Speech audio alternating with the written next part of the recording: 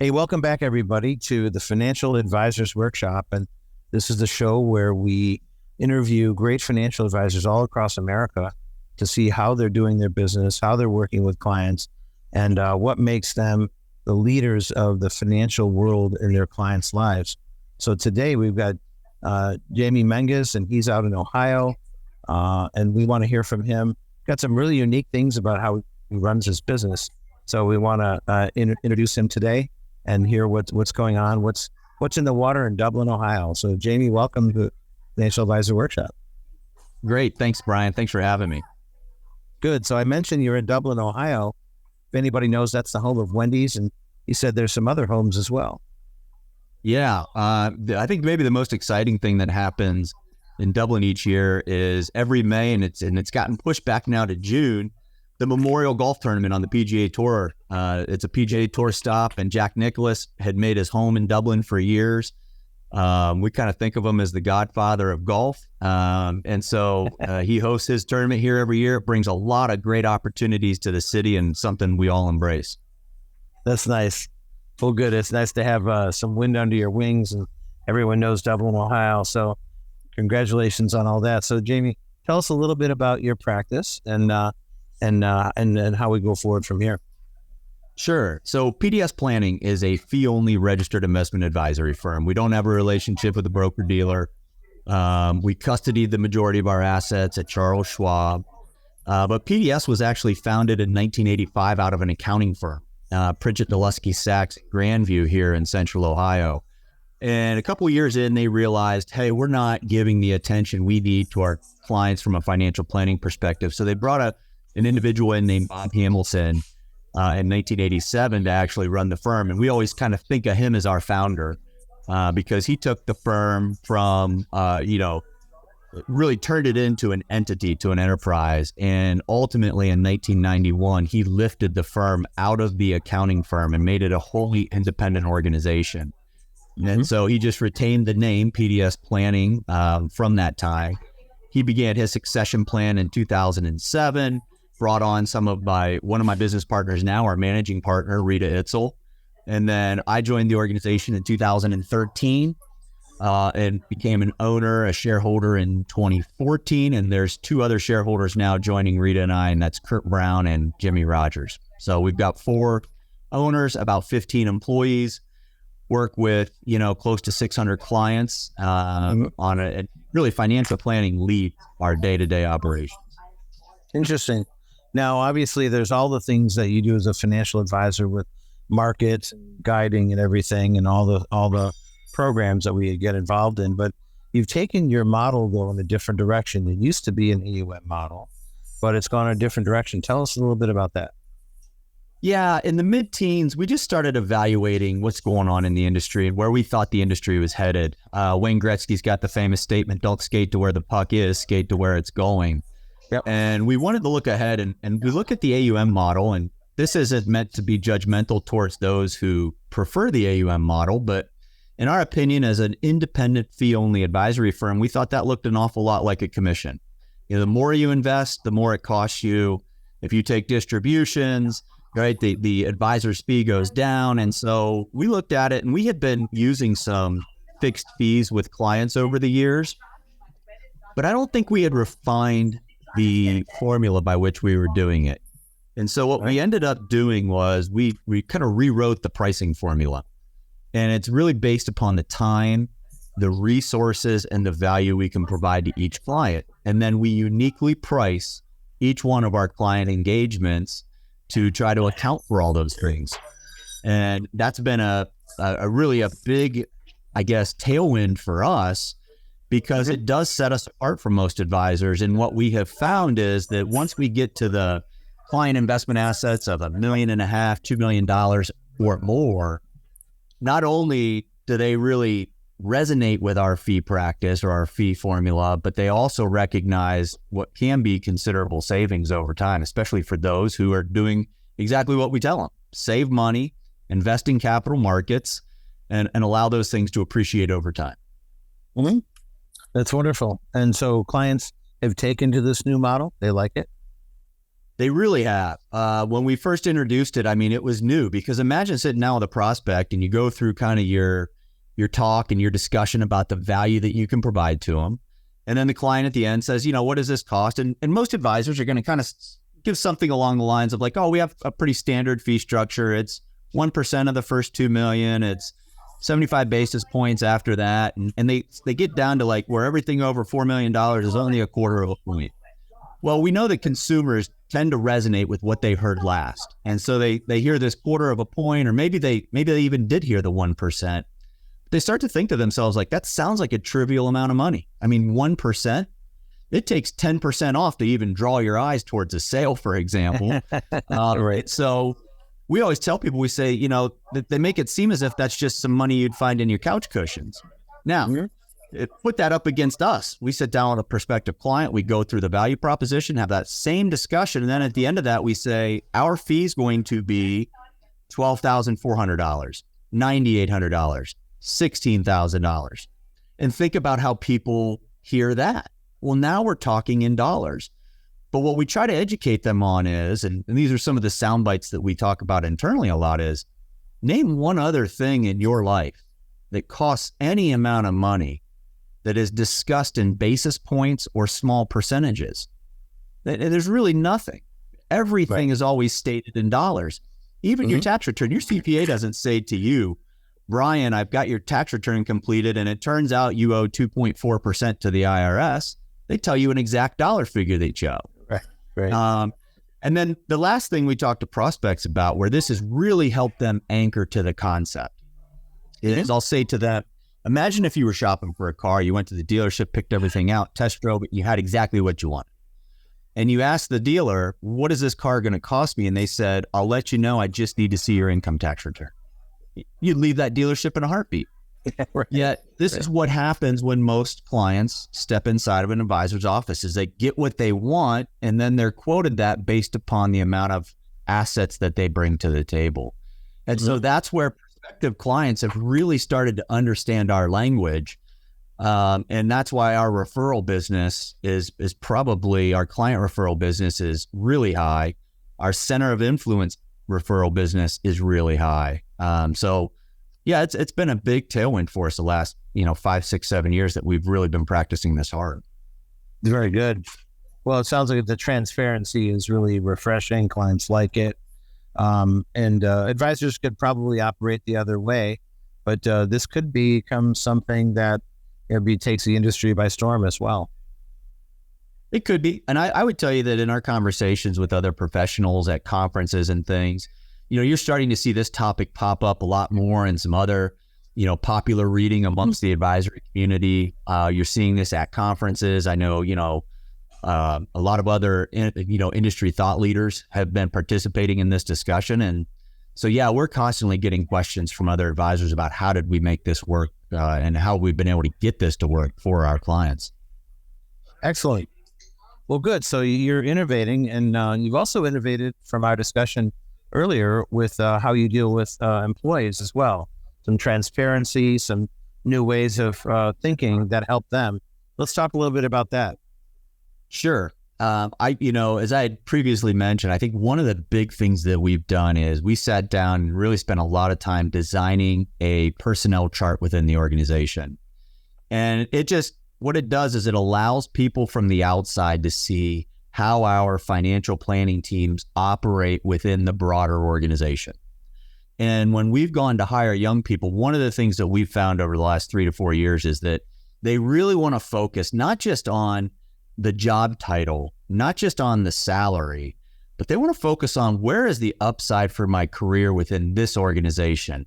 And I want to compare that opportunity to other opportunities I might be looking at. And so this personnel chart has allowed us to give them a good snapshot of this is the role within the organization. Here's where it sits.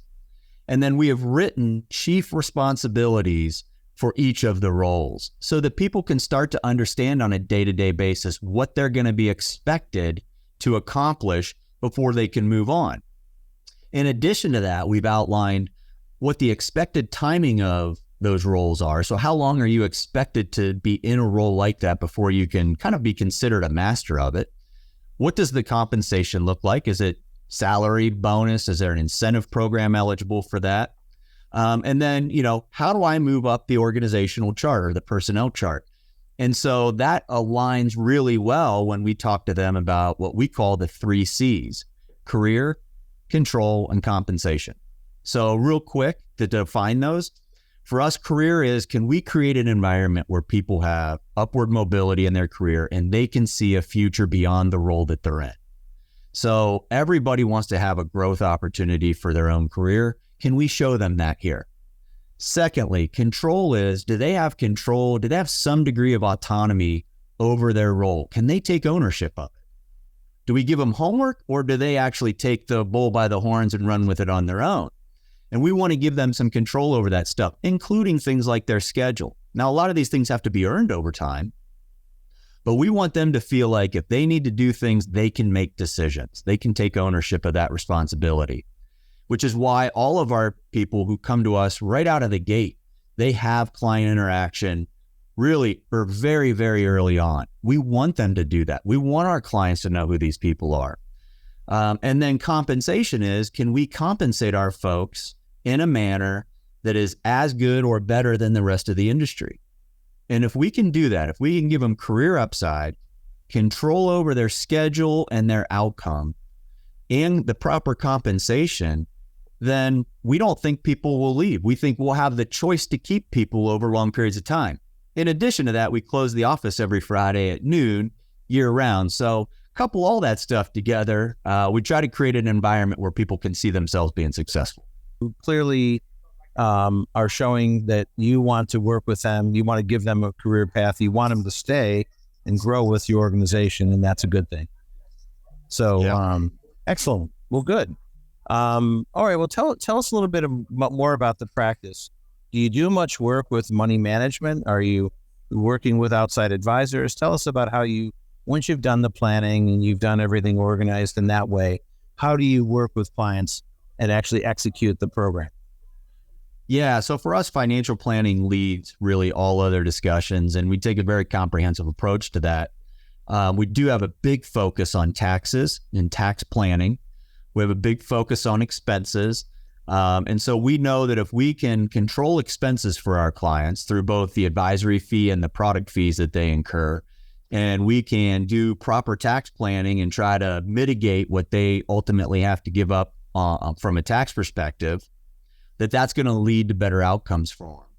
And so, our process is we work in teams. And so every client is essentially not assigned, but has a financial planning team that usually is made up of at least one advisor, as well as a paraplanner and an associate paraplanner. And those folks are all playing different roles within the organization. Most client meetings are attended by at least 2 of the team members, so that we have somebody capturing notes and to-dos, and the advisor who's leading the meeting can be focused on the dialogue and the conversation with the client. From a money management perspective, we are big believers that markets are fairly efficient, and so we do a lot of indexing for our clients. Mm-hmm. But in Columbus, Ohio, there's a huge push right now towards venture capital, private equity, and so our clients are continually being approached with outside third-party investment opportunities that are illiquid.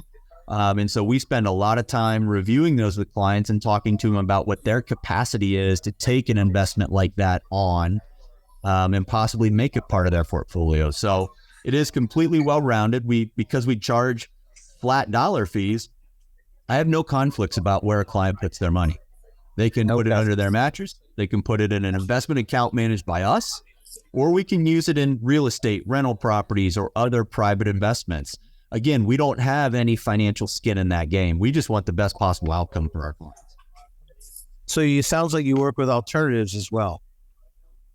Yeah, I think I think what you have to be willing to look at is you have to be willing to consider all of those things on a unique, tailored basis, client by client.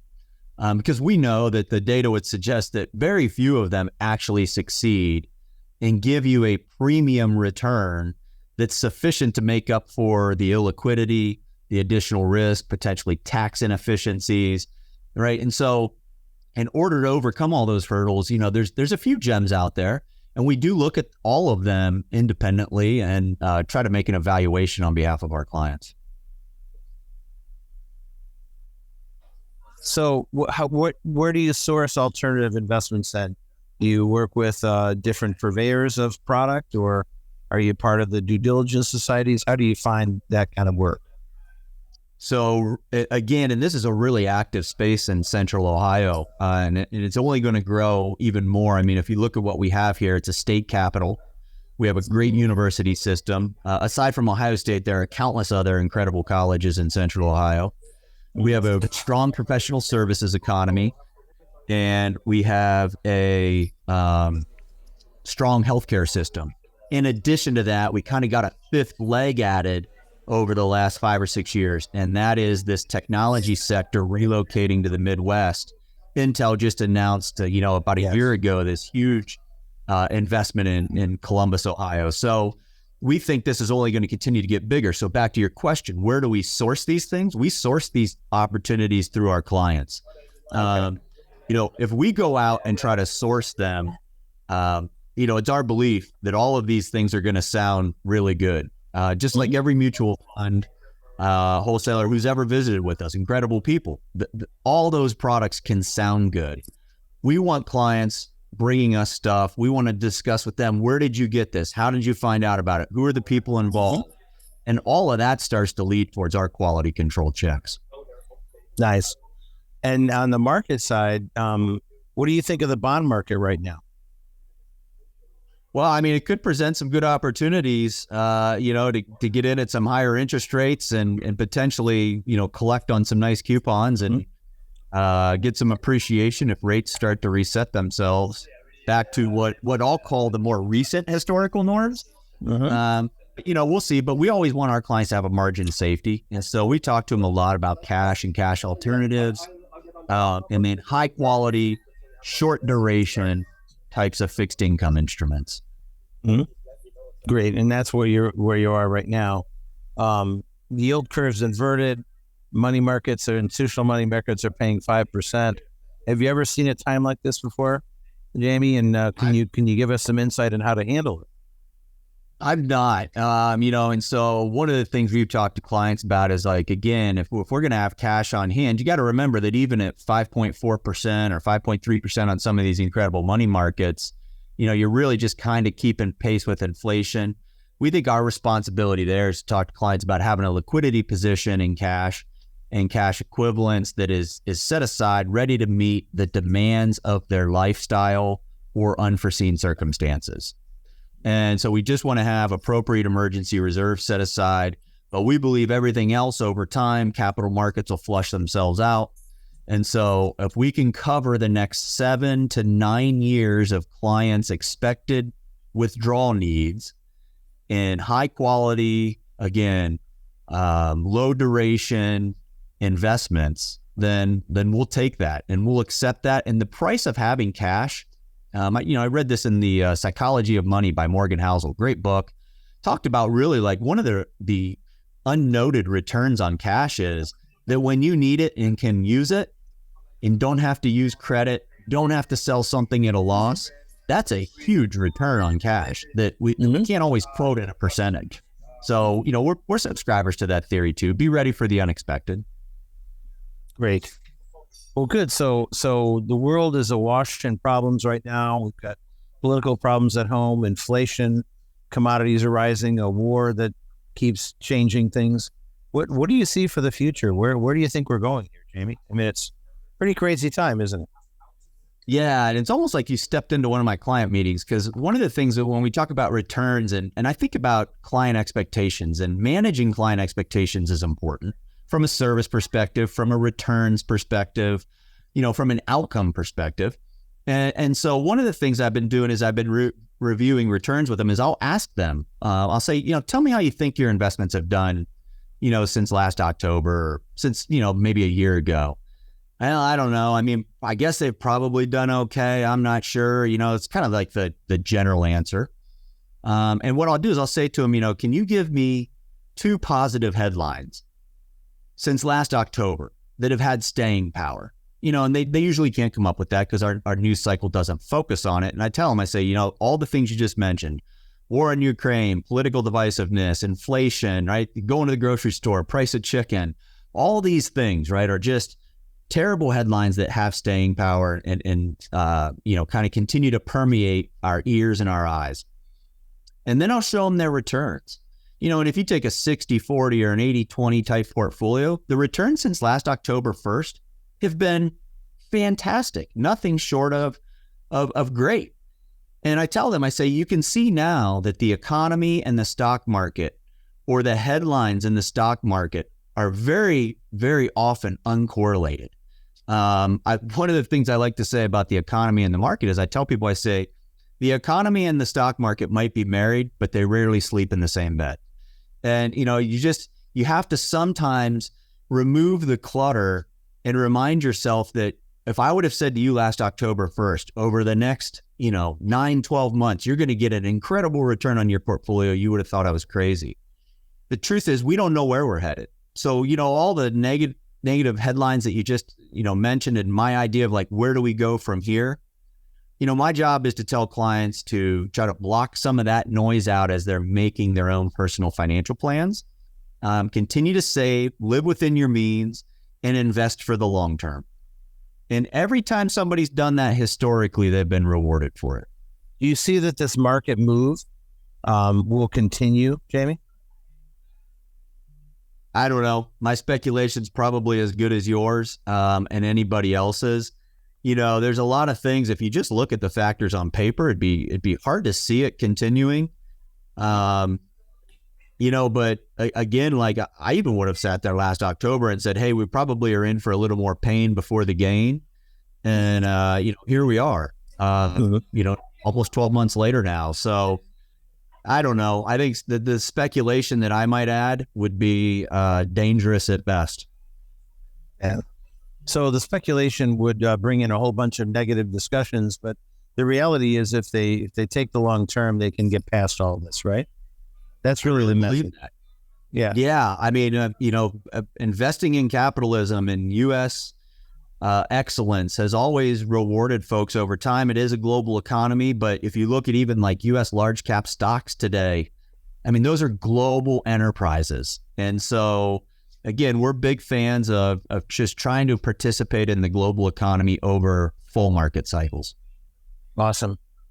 Well, good. So, Jamie, we're taping this today, and it'll be out in a couple of weeks. We'll be heard by about 300 of our brethren in the near term, the next, say, 90 days, and maybe 1,000 over the next year or so. So consider yourself in an auditorium with those 1,000 people.